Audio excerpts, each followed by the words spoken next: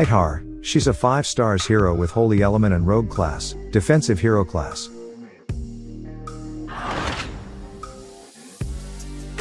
According to her base stats, she has average base stats and is good at attack. Ithar has an innate ability, where she has a 10% chance to dodge special skills that deal damage. Judging from her passive ability, she has a passive that is in line with her class. This combination of skills increases her chances of avoiding direct attacks from enemies.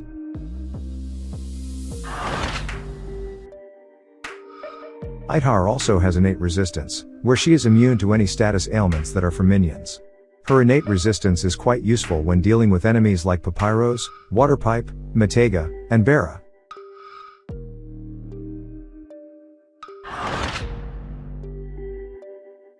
First and second skill effect, Ithar steals all dispellable buffs and 35% mana from the target and distributes them to allies.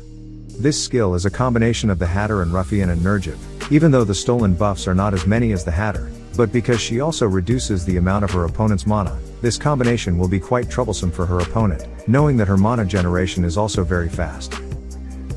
Third skill effect, all allies get plus 30% attack for 2 turns. This attack buff is quite small and the duration is also short, when compared to other buff heroes such as Hallstone, Phonexa, and Reese. Even so, this attack buff is also pretty good. Fourth skill effect, Element Link gives plus 10% mana generation for all holy allies for 4 turns. This effect cannot be dispelled.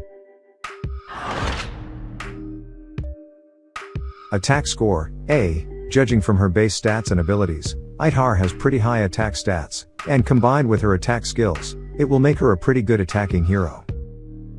Overall defense, B+, judging by her defensive abilities, Ithar has average base defense stats, and this makes her easier to beat, so it would be good enough to put her in wing or flank position. Titan score, A. In Titan attacks, a deadly combination is needed in order to provide the highest attack score.